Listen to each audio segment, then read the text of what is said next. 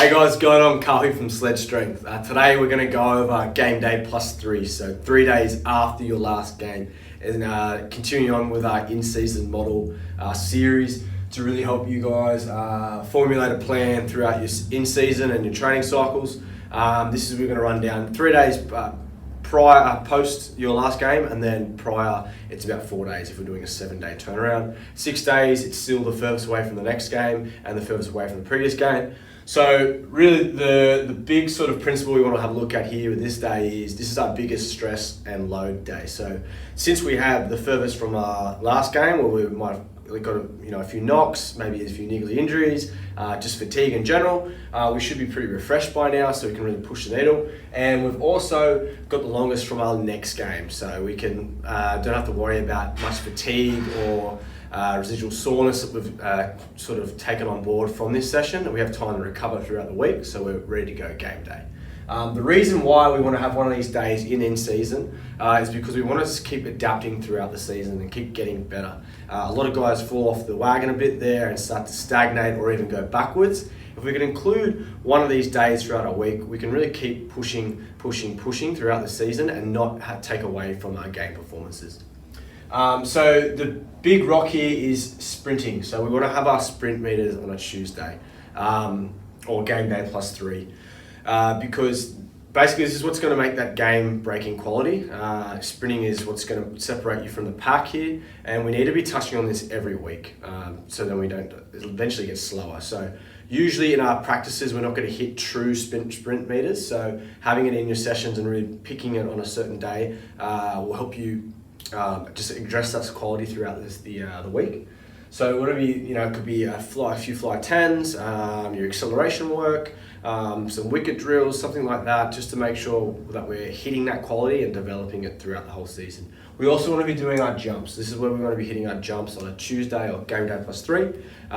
This can be box jumps, hurdle jumps, def jumps, whatever kind of jump progression that you're up to in your own sort of athletic journey. This is the day to include it into our week.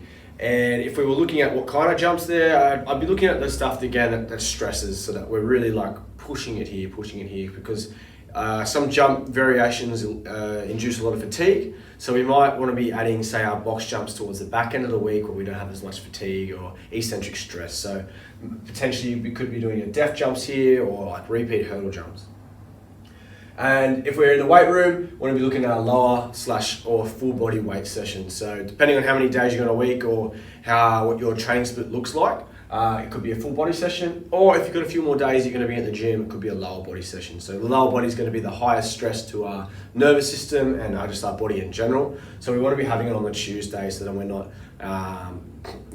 having the fatigue to come into game day. So this could be heavy deadlifts, heavy squats. If you're doing that, your big rock lifts. I would recommend doing ones that don't have as much range of motion. We're looking at pure output, so I like to do like heavy box squats or rack pulls. If we have any hamstring work we might want to put in here, because we have more time to recover, as long as we're not doing heavy run meters in the next few days.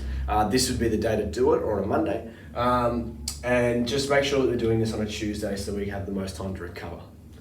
Then we also have your hard team sessions and conditioning. So if you're doing hard conditioning throughout the season, you need to top up or whatever, that's the day to do it, post speed, and make sure that if we are doing conditioning and we're doing hamstring work in the gym, we do the hamstring work after we've done a conditioning, just to mitigate the chance of a hamstring injury or niggle.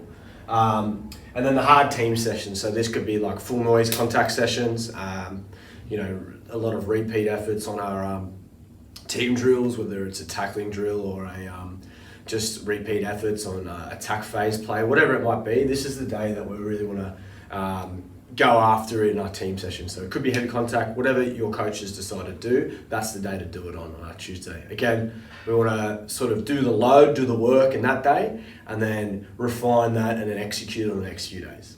So I hope this gives you a nice little rundown of like what the game day plus 3 sort of looks like in my mind, and it can optimize your training throughout the week. Any questions, drop them in the comments below. I'd be happy to help you out.